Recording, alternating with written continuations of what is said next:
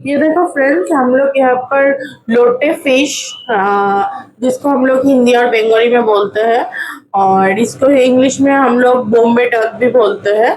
तो ये फिश हम लोग यहाँ पर अच्छी तरह से धोकर ऐसे क्यूब क्यूब कट करके रख दिया है। अब ये फिश का ही प्रिपरेशन है। अब हम लोग नेक्स्ट स्टेप में जाएंगे।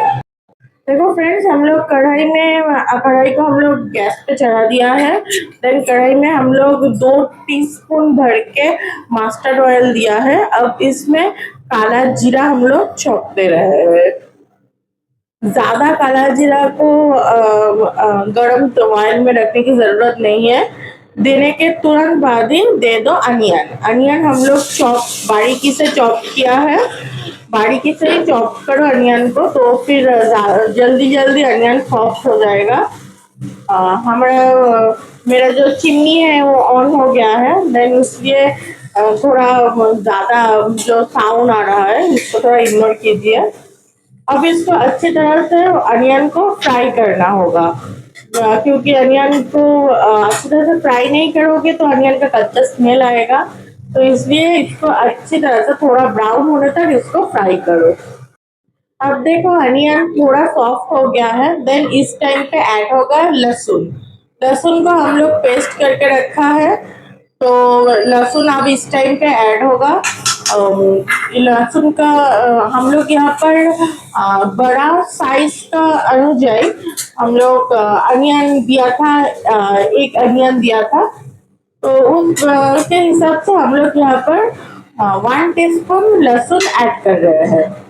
अब इसको भी अच्छी तरह से मिक्स करके थोड़ी देर के लिए अच्छी तरह से फ्राई करने के लिए छोड़ दो। हाई फ्लेम में ही रखना।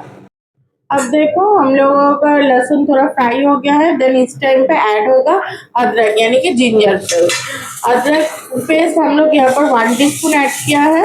आप लोग अभी 1 टीस्पून ही ऐड करो। ऐसे अगर क्वांटिटी रहे तो ज्यादा क्वांटिटी तो ज्यादा ऐड करो। अब हम लोग पोटैटो को ऐड करेंगे। पोटैटो को हम लोग स्लाइस काट करके रख दिया था पहले ही, अच्छी तरह से धो के। ये पोटैटो भी अब इसके साथ ही फ्राई होगा अच्छी तरह से। पोटैटो आप लोग स्किप भी कर सकते हो। हम लोग पोटैटो दिया है कि क्योंकि पोटैटो का एक अलग टेस्ट भी आएगा और क्वांटिटी में भी थोड़ा ज्यादा होगा। इसलिए अगर आप लोगों का फिश ज्यादा क्वांटिटी का है तो फिर पोटैटो आप लोग स्किप भी कर सकते हो। अब इस टाइम पे हम लोग ऐड करेंगे सॉल्ट। सॉल्ट आप लोगों के हिसाब से दो। हम लोग यहाँ पर 1 टीस्पून ऐड कर रहे हैं। आप लोगों का घर में जैसा सॉल्ट यानी कि नमक चलता है, किसी के घर में ज्यादा किसी के घर में कम, उसके हिसाब से ऐड करो। अब जाएगा टर्मरिक पाउडर यानी कि हल्दी। तो हल्दी भी हम लोग यहाँ पर 1 टीस्पून ही ऐड किया है।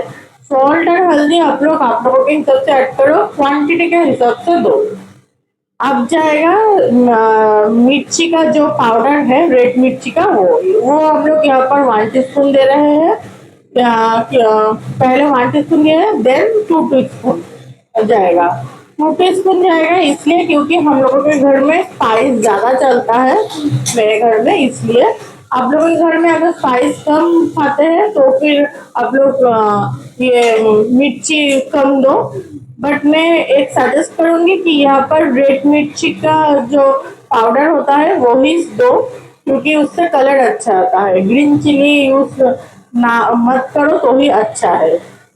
अब हम लोग फिश को यहाँ पर दे देंगे, क्योंकि फिश से भी, और इस पूरे कुकिंग में पानी मत देना, क्योंकि ये लोटे फिश से पानी निकलता है। तो इसलिए आप लोग अगर पानी दोगे तो फिर फिश से भी एक पानी निकलेगा, और ऊपर से आप लोग पानी दोगे तो ये पूरा खराब हो जाएगा डिश। इसलिए पानी मत देना। और इसको अब ऐसे मिक्स करना होगा मसाला के साथ। अच्छी तरह से मिक्स करके अब ढक्कन दे दो। ढक्कन देकर इसको और कम से कम 10 मिनट्स के लिए छोड़ दो, क्योंकि पोटैटो भी सॉफ्ट हो जाएगा उससे और फिश भी सॉफ्ट हो जाएगा। इसलिए 10 मिनट्स के लिए इसको ढककर छोड़ना पड़ेगा।